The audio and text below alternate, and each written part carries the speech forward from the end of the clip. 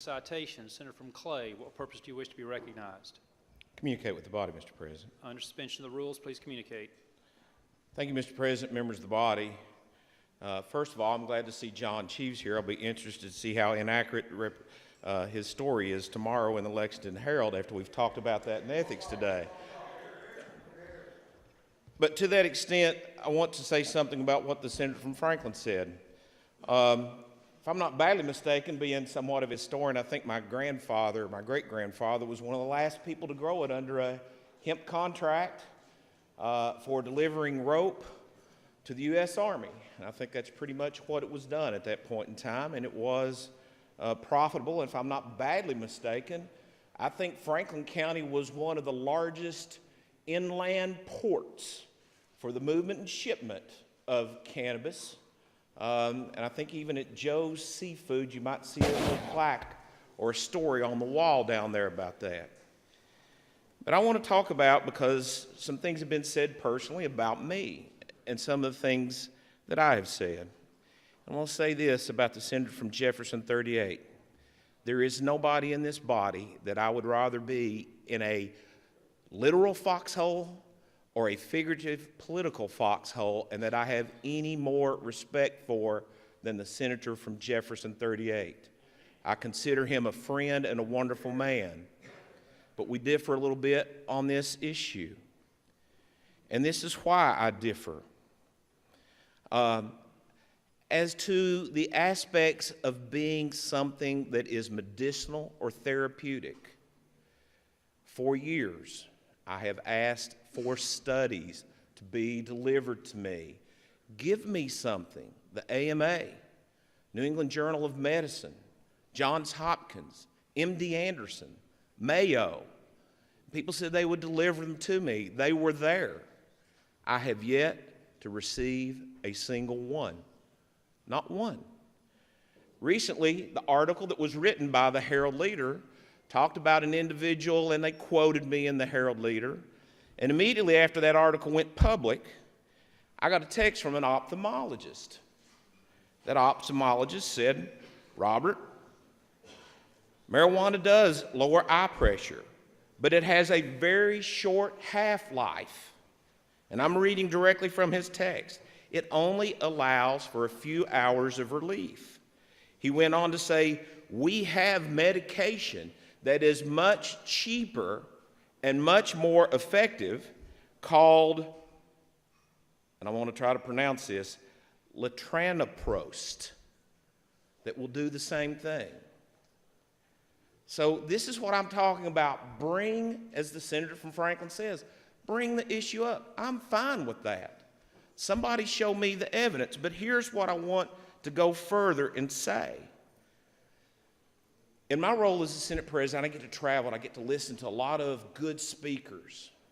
A few months ago in Nashville, Tennessee, there was a Dr. Stern, who I believe teaches at the University of Tennessee, who may have been present at various conferences throughout the United States. He got his medical degree from Harvard, and I think he's about ready to retire, but he lectures. Also, the lieutenant governor, I believe, from Delaware was there, and she is a master's level nurse. Several of my colleagues from around the United States were there, and these are some of the things that they said. Proven fact. Tier 3 diagnostic studies. There's 50% more carcinogens in marijuana than there is tobacco. But we're going to smoke marijuana and outlaw tobacco? It's a little inconsistent to me. Secondly, Dr. Stern will quote you and give you the studies. Exposure, and I think the senator from Hopkins has talked about this, brain development for an individual under 25 is not complete. And exposure, secondhand or firsthand smoke of marijuana, is extremely detrimental to any person under 25 in having full development to their neural synapses and their cognitive skills. There is a study to that. The other thing that was said to me and has been preached from law enforcement from years, it is a gateway drug. People say, well, no, You don't overdose from marijuana. Well, at that same lecture that I heard, one of our colleagues from another state, I won't mention the name, but a senator where it had been legalized, said, well, the opioid deaths are down in our state. And I believe it was the Lieutenant Governor from Delaware, and Dr. Stern chimed in at the same time and said, no, they're not. Those are the facts and the studies that I've been given. There has been nothing produced to me that it has medicinal or therapeutic value. People have asked me, well, what did your comment mean about the alcohol? Because people have come in and says, it relaxes me, it does things like that. And I say, there's a lot of things that will relax you, but it doesn't have to be something that the federal government has yet to even legalize. The FDA has yet to recognize. And as many of the people here on this floor, as we have gotten criticized for a nullification vote every now and then, that's basically what they're asking us to do. To take the theory of nullification, which many of the editorial boards here in this state argue we shouldn't be doing that, and they're asking us to nullify federal law by a state act. So with that, Mr. President, and I say to anybody here who wants to listen, who wants to come in and deliver the studies, to have the arguments, I'm not opposed to something that has medicinal or therapeutic value. We can regulate it, we can move it, we can control it like we have on any other drug. But just to say it does something, it makes you feel a little bit better, it relieves symptoms, it may. But what are the side effects? What type of problems does it have to that developing brain of a 25-year-old or younger? That's what I think people want to know, not just that it makes you feel good or feel better.